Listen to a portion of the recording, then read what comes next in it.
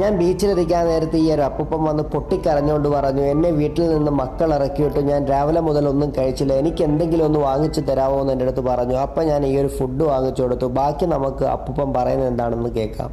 അതെ, ഞാൻ 11 കൊല്ലം ദുബൈയിൽ നിന്ന് 8 കൊല്ലം മസ്കറ്റിൽ നിന്ന് അവിടെ നിന്നുകൊണ്ട് ഞാൻ മേടിച്ചതല്ല എൻ്റെ ഭാര്യയുടെ വില. മക്കളെയൊക്കെ പഠിപ്പിച്ച് അവരൊക്കെ ഇപ്പൊ ചോവില്ലാത്ത രീതിയായി. വീടൊക്കെ വെച്ച് ഞാൻ നാട്ടിൽ വന്നപ്പോ എൻ്റെ ബാലൻസ് ഇല്ലാന്നും ചൊല്ലി എന്നും ചെറിയ ചെറിയ വിഷയങ്ങളുണ്ട്. വിഷയങ്ങൾ മൂത്ത് വന്നപ്പോ ഞാനൊരു മനുഷ്യനല്ലേ, ഞാൻ പ്രതികരിച്ചു. അന്നേരം ഇറങ്ങിപ്പോടാന്ന് പറഞ്ഞു. ഞാൻ ഇറങ്ങിപ്പോന്നു. മക്കളൊക്കെ എന്താ? വിപ്ലവം എന്ന് പറയുന്ന ഒരു ഇതുണ്ടോ, അത് ഇപ്പൊ എറണാകുളത്ത് ഒരു വലിയ ഓഫീസിൽ ജോലി ചെയ്യാ. അനന്തു ആർ ദേവ്. മോള് ഇന്ത്യ ഓഫീസർ ബാങ്കില്, മരുമോൻ ചാത്തന്നേരത്തിന്റെ ഓഫീസിൽ. പിന്നെ മോന് വേണ്ടി ഒരു 5 സെന്റ് സ്ഥലവും ഒരു വീടും ഒക്കെ ഭാര്യയുടെ കാലശേഷം അവനാ പള്ളിമുക്കി മോക്ക് മേടിച്ച്. ഞാനിങ്ങനെ ജീവിക്കുന്നു. പോട്ടെ.